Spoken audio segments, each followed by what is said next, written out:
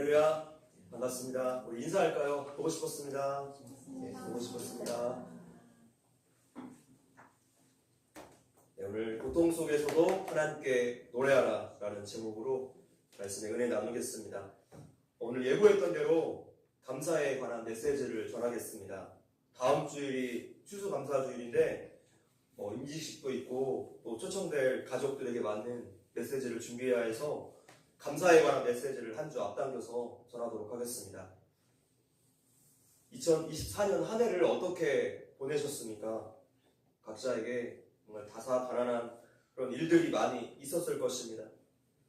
그럼에도 불구하고 영적으로 또 육적으로 공급해 주시고 늘 인도해 주신 하나님의 은혜 때문에 내가 오늘 이 자리에 있을 수 있게 되었음을 고백하실 수 있겠습니까?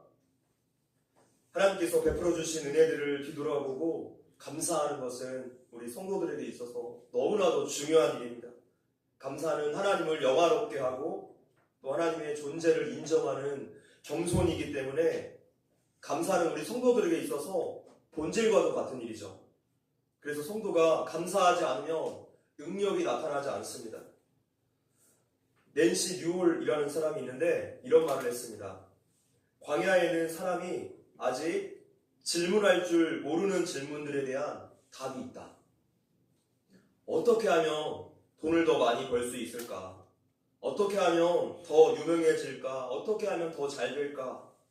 하는 식의 질문들을 사람들이 수도 없이 합니다. 그러나 우리의 인생에는 이보다 더 훨씬 중요한 질문들이 있는 것이죠. 근데 우리가 인생의 광야로 내몰리게 되면 저절로 그 중요한 질문들을 하게 되고 따라서 답을 얻게 된다는 뜻입니다. 그래서 하나님께서 우리 성도들을 인생의 광야로 이끄십니다. 그곳에서 성도들의 본질인 감사를 배우게 하시기 위해서이죠. 성경은 인생의 어두운 면에 대해서 여러 가지로 설명하고 있고 그 원인에 대해서도 분명하게 말씀하십니다. 우리 인생에 있어서 첫 번째 어둠이란 먼저 고난일 거예요. 누구에게나 인생에 어려움이 찾아오죠.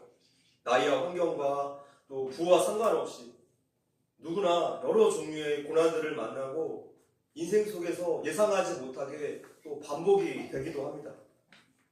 예수를 믿는 사람과 안 믿는 사람 상관없이 고난은 항상 찾아오고 오히려 우리 예수 믿는 사람들은 믿음을 택함으로 얻는 고난도 있기 때문에 더 많은 어려움이 있는 것이 사실입니다. 두 번째 어두움은 헤어짐과 관계의 단절이라고 할 수 있습니다. 많은 종류의 각종 이별이 있는데 즉 관계에 갈등이 생기고 끊어질 때, 단절될 때 오는 고통이 우리 인생에 많이 있다는 것이죠. 첫 번째 헤어짐은 창세기에서 볼 수 있습니다. 하나님께서 에덴 동산을 만드시고 그 안에 아담과 하와를 놓으시고 하나님의 통치와 질서 아래 살아가게끔 하셨어요. 그런데 아담의 불순종으로 인해서 이 땅에 죄가 들어오죠. 그 이후로 인류가 하나님으로부터 독립하기 위해서 온갖 힘을 다했습니다. 최초의 인류가 불순종한 대가는 하나님과의 이별이었어요. 하나님과의 관계의 끊어짐. 성경에서 죄의 정의가 바로 이것입니다. 하나님과의 관계가 끊어지는 것을 말하죠. 이 관계의 끊어짐으로 인해서 나타나는 인생의 모든 질병들, 고통과 아픔, 뒤틀림, 불안함, 범죄들이 파생되어 나타나게 되었습니다. 인생의 모든 문제의 원인은 바로 여기에서 출발하는 거죠. 하나님과의 관계 단절. 가끔 유튜브를 보면 주인에게 버림받은 유기견들의 영상이 나오는데 어떤 유기견들은 우울증에 걸렸어요. 주인에게 버림받은 것을 자신도 알기 때문에 계속 눈물을 흘리는 개도 있고 또 먹는 것을 거부하는 개도 있고 하루 종일 어디 구석에서 머리를 박고 있는 개들도 있었어요. 개들도 관계 단절에서 오는 그 고통을 느끼는 거죠. 모든 피조물들은 관계 속에서 행복을 얻도록 하나님께서 처음부터 그렇게 설계를 해놓으셨습니다. 근데 이것이 깨어질 때 고통이 찾아오게 되죠. 우리가 사는데 인간관계로 인한 문제가 우리를 가장 힘들게 하지 않습니까? 세 번째 어둠은 질병이라고 할 수 있습니다. 하나님과 관계가 단절되면서 모든 인류가 생물학적인 죽음을 맞이하게 되었습니다. 육체의 죽음은 이 질병이라는 과정을 통해서도 이루어지기도 합니다. 나이 고하를 따라서 병이 오는 것도 아니고 아주 어린 아이라도 병이 찾아와요. 예전에 저희 사모님께 소아과병동 입원실 이야기를 많이 들었었는데 얼마나 많은 아이들이 각종 질병과 또 사고로 입원을 해서 그렇게 치료를 받고 있는지 모릅니다. 건강이 있는 것 자체가 은혜인 거죠. 어떤 병동의 한 간호사는 임신 중에 머리가 하도 아파서 검사를 받았더니 뇌종양 말기를 진단받았습니다. 결국 이 아이를 낳고 얼마 지나지 않아서 이제 사망하게 되죠. 그 젊은 나이에 육체의 질병이 찾아와서 세상을 그렇게 떠났습니다. 남겨진 남편과 아이는 어떻게 살아합니까? 이렇게 이해되지 않는 인생의 고난들 앞에서 인간은 무력감을 느끼고 또 감사를 잃어버리곤 합니다.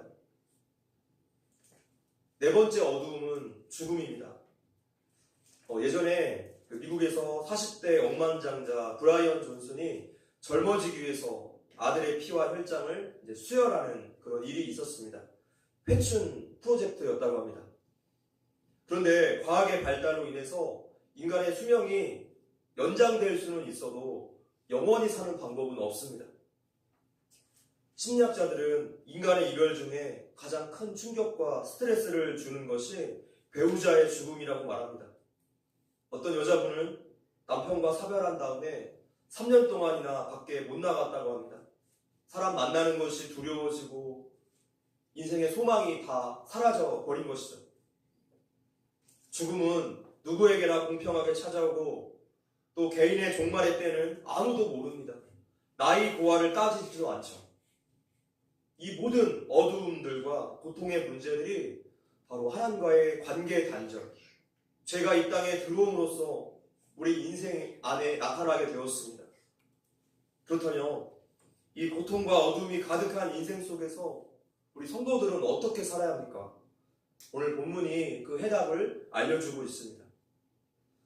오늘 본문 10편 95편의 분위기는 우리가 얼핏 보면 굉장히 즐겁고 잔치 분위기 같은데 그렇지 않습니다.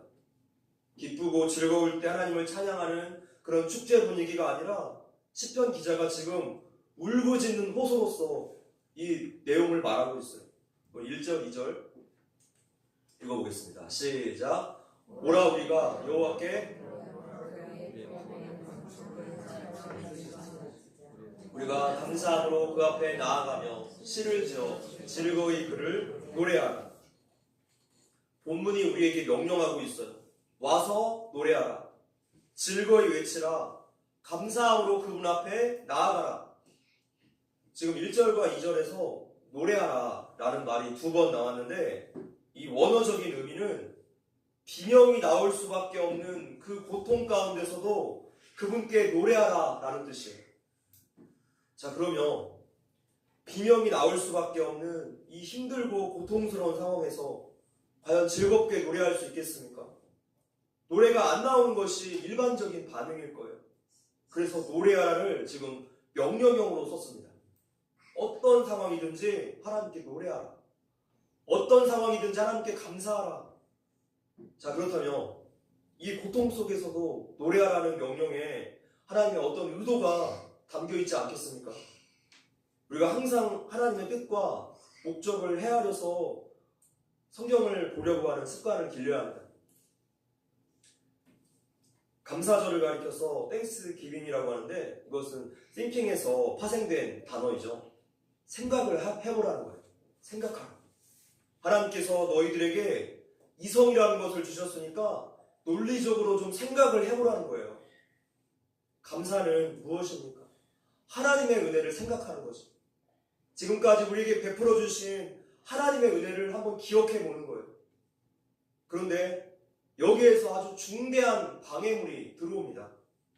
사탄이 우리를 논리로서 공격하는 게 아니라 우리의 감정을 공격해요. 그래서 논리적으로 생각하는 것을 멈추고 우리가 감정적으로 반응해버리죠. 여기에 많은 성도들이 다 속아 넘어갑니다. 논리적으로 생각하지 못하게 불안과 분노와 절망과 슬픔 등등 온갖 어두운 감정으로 우리를 뒤집어 씌워요. 그러나 여러 번 말씀드렸지만 우리의 감정은 사실 거짓일 때가 참 많습니다. 그래서 어떤 때는 시간이 지나고 나서 후회를 하죠. 아니 내가 왜 그때 그렇게 화가 났지? 왜 그렇게 분노했지?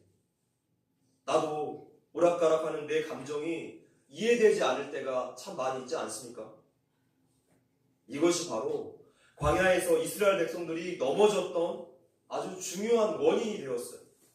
감정을 건드려서 백성들 모두가 생각하는 것을 중단한 거예요. 하나님께서 아무것도 없는 이 광야로 우리를 이끄셨다면 뭔가 목적이 있고 뜻이 있지 않을까? 지금까지 우리를 책임지셨던 것처럼 우리를 죽지 않게, 목마르지 않게 도와주시지 않을까? 라고 이성적으로 생각을 해야 하는데 생각 자체를 멈추고 모두 다 감정적으로 반응하는 거예요. 우리는 부정적인 감정에 깊이 침몰하려고 할 때마다 진리이신 하나님 말씀 앞에 서야 돼요. 히브리서 기자가 이렇게 말씀합니다. 합독할까요? 시작. 그러므로 함께 하늘의 부르심을 받은 거룩한 형제들아, 우리가 믿는 도리의 사도이시며 대제사장이신 예수를 깊이 생각하라. 예수를 깊이 생각하라. 진리 되신 하나님 말씀 앞에서 그 어떠한 논리도 다 무용지물이 되기 때문에 사탄이 끊임없이 우리를 감정을 건드려요.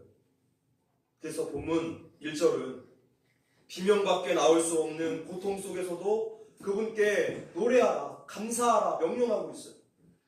우리의 현실이 아무리 지금 어렵고 힘들어도 우리가 현재 같은 명령 앞에 나란히 서 있어요.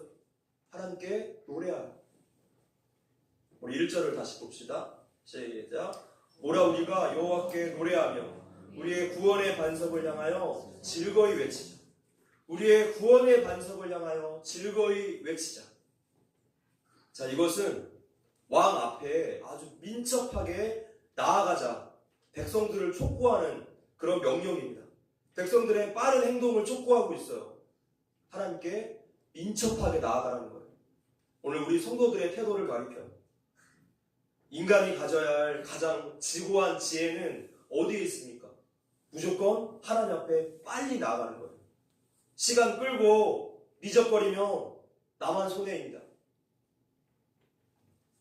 저랑 가장 친한 강도사님이 한 분 계신데 과거에 비싼 노트북을 하나 장만했습니다.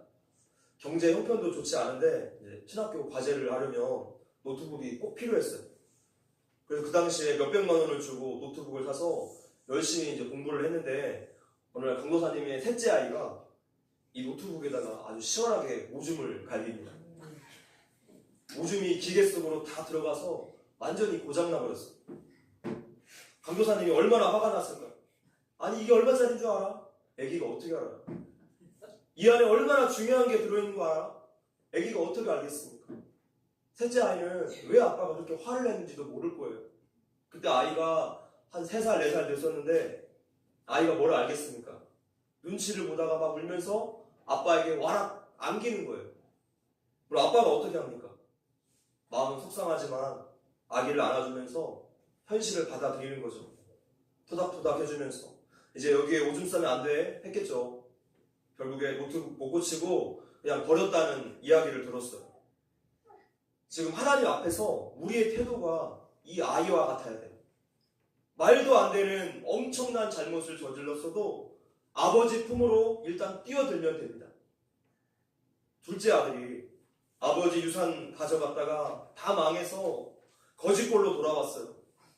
그렇게 마을 어귀에 들어섰을 때 늘 마을 어귀에서 아들을 기다렸던 아버지가 이 아들을 한눈에 알아보죠. 율법에 의하며 이런 폐륜적인 아들은 마을 사람들이 돌로 쳐서 죽이게 되어 있었어요.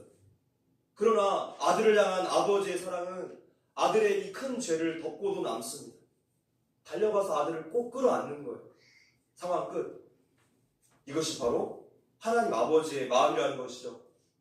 연약한 죄인인 우리가 아무리 노력해도 완전해질 수는 없겠지만 하나님 안에서 온전해질 수는 있어요.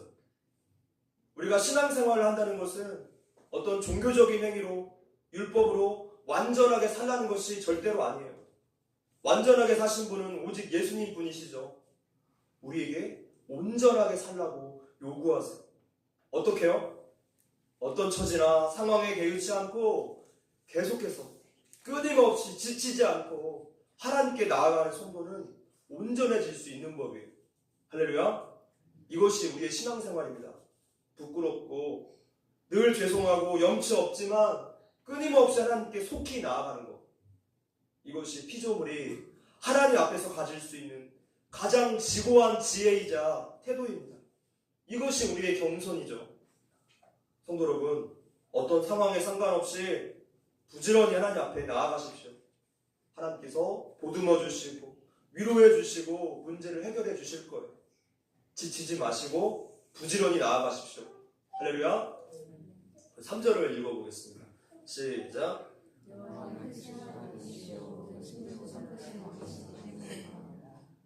자, 이 말씀 속에는 이스라엘 역사에 아주 뼈아픈 실수가 담겨 있습니다.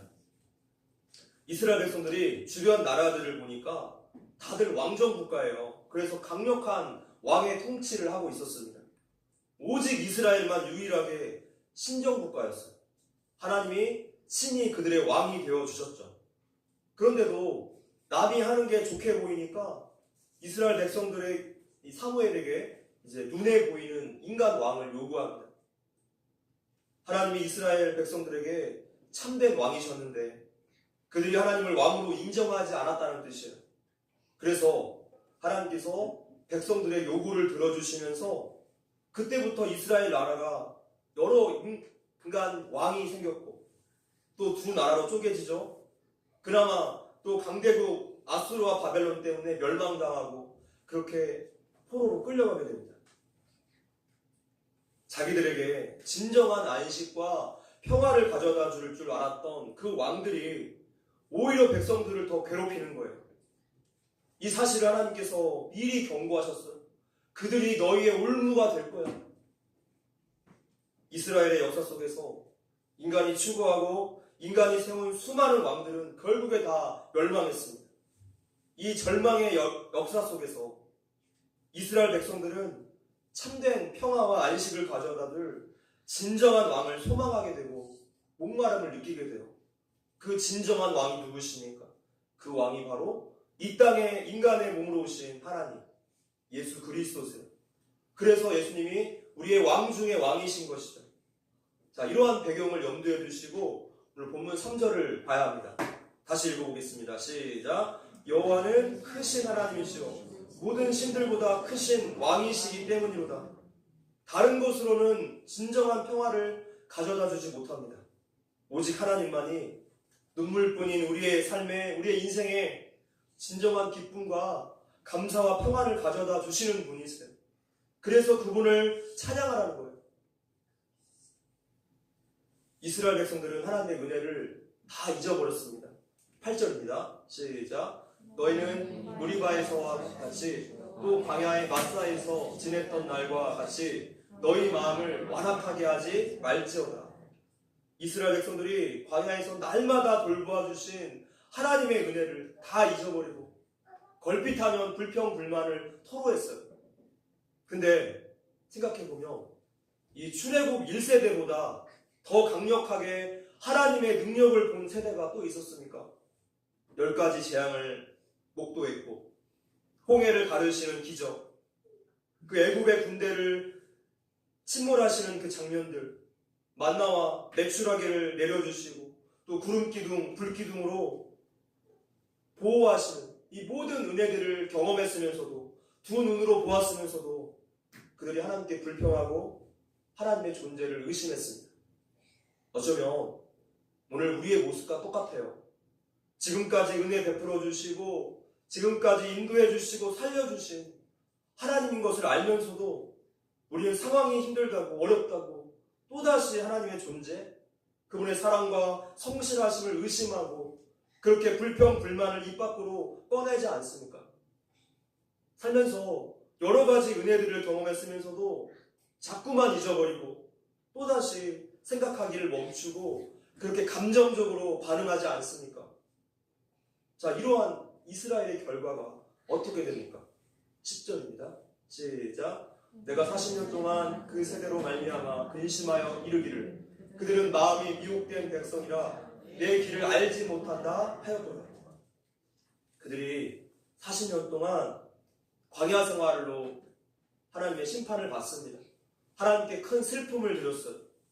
여호수아와 갈렙을 제외한 모든 1세대들이 가나안 땅 밟지 못하고 광야에서 다 죽어야 했죠. 11절에 시작. 그러므로 내가 노하여 맹세하기를 그들은 내 안식에 들어오지 못하리라 하였도다. 모든 인류는 에덴 동산의 범죄로 말미암아 안식을 다 잃어버렸어요. 그래서 모든 인생들은 한평생 이 안식을 찾아 헤맵니다. 인생의 모든 수고가 결국에 이 안식을 찾기 위해서, 행복을 얻기 위해서 살아가고 있지 않습니까? 근데 놀랍게도 예수님이 자기 자신을 가리켜서 나는 안식일의 주인이다 라고 말씀하세요. 모든 인간은 예수님께로 가지 않는 한 절대로 안식할 수 없다라는 뜻이에요. 오직 예수님만이 우리의 유일한 안식이십니다. 세상의 다른 것으로는 그것은 임시 방편이라서 조금만 지나면 다시 허무감이 밀려와요. 우리에게 절대로 만족감을 주지 못합니다.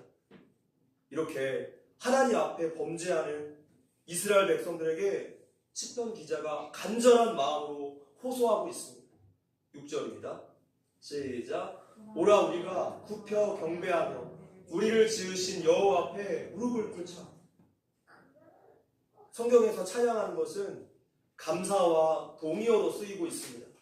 그래서 하나님을 향한 찬양은 곧 감사를 하는 거예요. 감사는 하나님의 명령이기 때문에 우리의 상황에 따라 해도 되고 안 해도 되고 이런 것이 없어요. 백성된 자들의 의무이고 본질이죠. 저희 집 애들이 음식의 그 재료나 모양만 보고 밥을 안 먹으려고 할 때가 있습니다. 그러면 제가 먹어보고 이야기해 라고 말을 해요. 겨우겨우 억지로 먹으면 잠시 뒤에 맛있네? 이러는 거예요.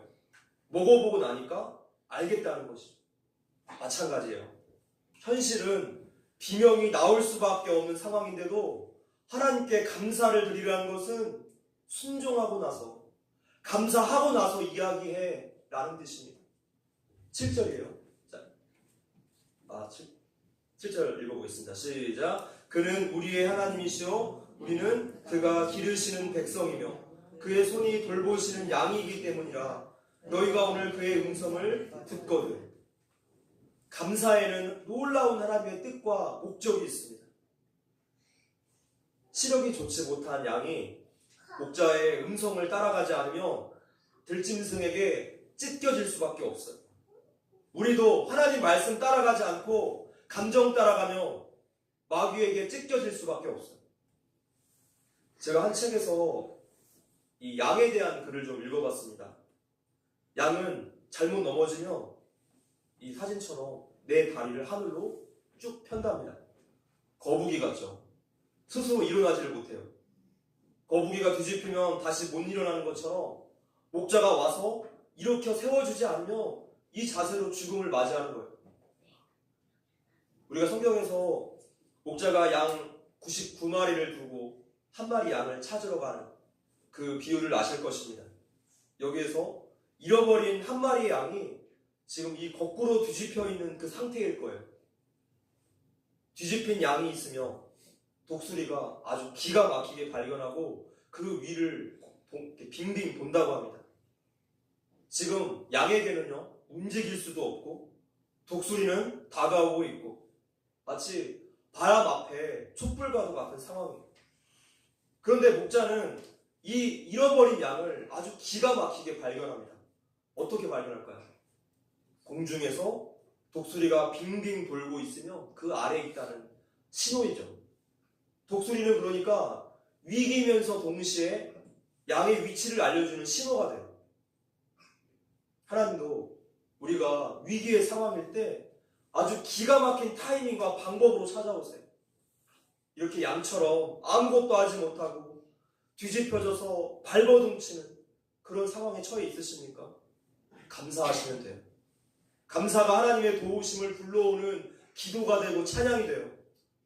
한치 앞도 보지 못하는 연약한 양과 같은 우리가 목자이신 하나님의 말씀을 들어야지 안전합니다. 고난 중에도 감사를 고백하십시오. 고난은 우리를 힘들게 하고 우리의 가장 좋은 것들을 망가뜨릴 수 있어요. 그러나 우리는 예수님께 속해 있기 때문에 고난 속에서도 하늘의 평안을 누릴 방법이 하나 있습니다. 모든 믿음의 선배들이 이 방법을 사용했죠. 이 말씀입니다. 자, 시작. 아무것도 염려하지 말고 다만 모든 일에 기도와 간구로 너희 구할 것을 감사함으로 하나님께 아뢰라. 그리하며 모든 지각에 뛰어난 하나님의 평강이 그리스도 예수 안에서 너희 마음과 생각을 지키십니다. 아멘. 감사할 때 하나님의 평강이 우리의 마음과 생각을 지켜주시겠다고 지금 약속해 주셨어요. 감사할 때 지켜주시겠대요. 이것은 무엇입니까? 하나님의 약속이에요. 이것이 감사를 명령하시는 하나님의 목적입니다. 감사를 통해서 우리가 하나님을 더욱더 의지하게 되고 그분의 일하심을 경험할 수 있게 되기 때문이에요. 감사할 때 우리 마음과 생각이 달라지는 것을 경험해요. 우리의 태도가 달라집니다. 우리의 감정이 달라져요. 우리 안에 계신 성령님이 일하시기 때문이죠. 그 은혜를 경험해 보십시오. 말씀을 맺겠습니다. 호남 지역에서 잔치 음식에 홍어가 빠지면 잔치가 성립되지 않는다라는 말이 있습니다. 마찬가지로 우리 성도들의 삶에 또 예배에 감사가 빠진다면 그것은 신앙이 아니고 예배도 아닙니다. 감사는 우리 성도들의 본질이에요. 감사는 하나님을 영화롭게 하는 일이고 우리 성도의 제일 된 목적은 하나님을 영화롭게 하는 일이기 때문에 우리가 반드시 하나님께 감사를 올려야 합니다. 성도 여러분, 어떤 문제를 가지고 계시다면 하나님께 맡기십시오.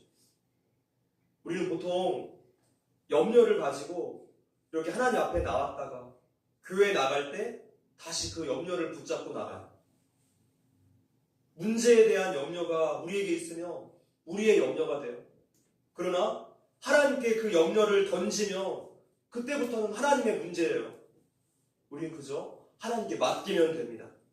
내 모든 염려 주께 맡기라 라는 찬양 가사가 있지 않습니까?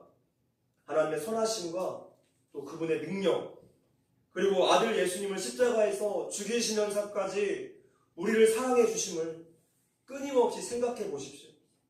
그분은 뒤집어진 양을 살리기 위해서 찾아오시는 목자이십니다. 예수를 깊이 생각하라. 깊이 생각하라. 감정에 휘둘리지 마시고 그 어떠한 상황에서도 하나님께 감사로 영광을 돌리십시오. 그 은혜를 늘 기억합시다. 아멘. 이 시간 괴로울 때 주님의 얼굴 보라 함께 찬양하면서 기도하겠습니다.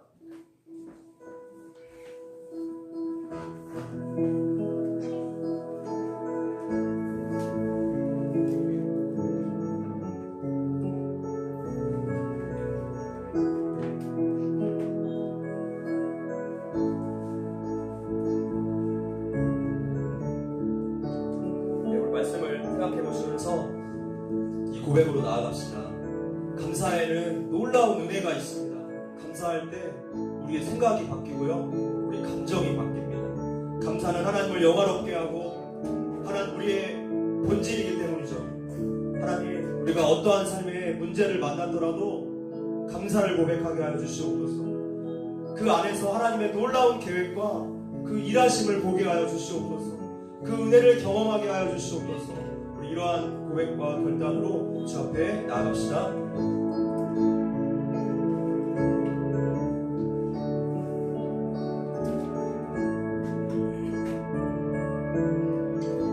괴로울 때 주님의 얼굴 보라. 평안해 주시옵소서.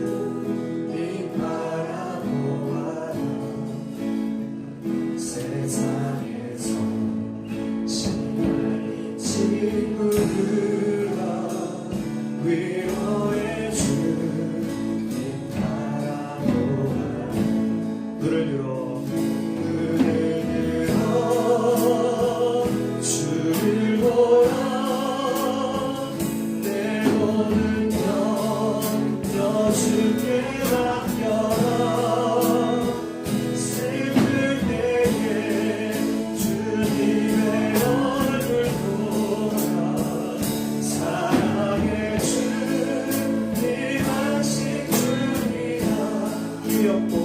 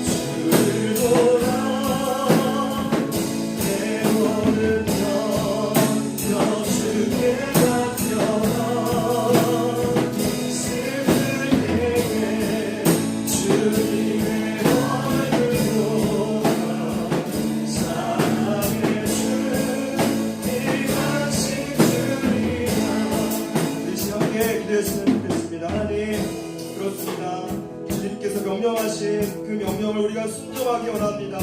어떠한 상황에서도 감사의 입술 되게 하여 주시옵소서. 감사로 하나님의 은혜를 체험하게 하여 주시옵소서. 하나님께 다시 한번 우리가 눈을 바라보고 하나님의 얼굴 바라보는 우리가 되게 하여 주시옵소서. 함께 기도하겠습니다.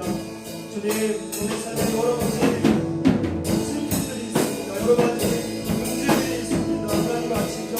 어떠한 상황에서도 우리가 감사로 주님을 영화롭게 하고 하나님의 은혜를 경험하는 우리가 되게 하여 주시옵소서.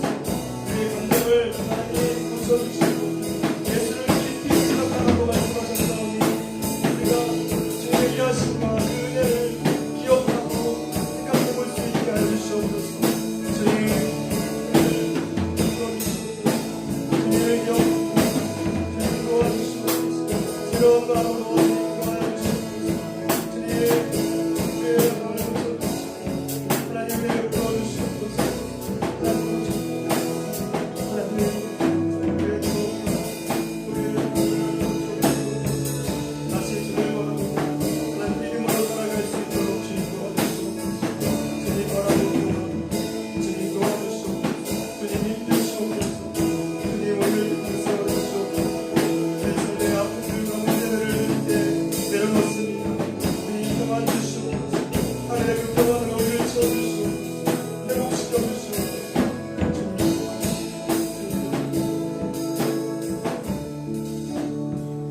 한 가지 더 기도했으면 좋겠습니다. 이제 성찬식을 드릴 텐데요. 우리의 삶의 모습들과 또 아직 회개하지 못한 마음들을 한번 뒤돌아보시고 주님 앞에 준비하는 마음을 가졌으면 좋겠습니다. 우리 삶을 한번 뒤돌아보시고 기도하겠습니다.